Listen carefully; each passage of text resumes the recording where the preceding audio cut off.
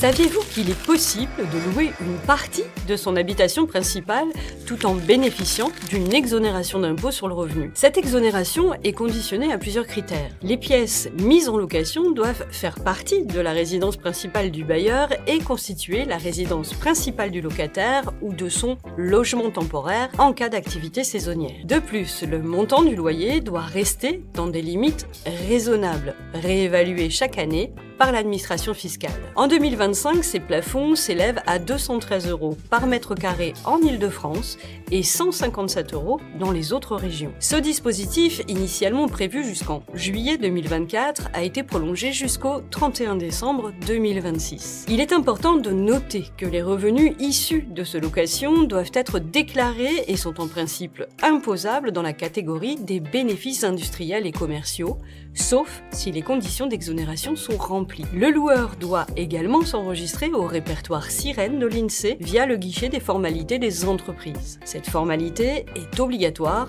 mais gratuite. Par ailleurs, la location de chambres d'hôtes bénéficie aussi d'une exonération fiscale à condition que les recettes n'excèdent pas 760 € par an. Ces locations, proposées pour une occupation à la journée, à la semaine ou au mois, doivent être distinguées des locations saisonnières qui, elles, sont soumises à une limitation de 120 jours par an pour la résidence principale. En cas de dépassement de ce plafond de revenus, l'ensemble des produits perçus devient imposable mais peut bénéficier du régime fiscal simplifié des micro-entreprises. Cependant, certaines prestations annexes, comme la fourniture de repas ou de services complémentaires, peuvent remettre en question l'éligibilité à l'exonération. La mise à disposition d'équipements ou de services supplémentaires, tels que des salles de sport ou des excursions, c'est considéré comme un louage de service, excluant alors l'exonération fiscale.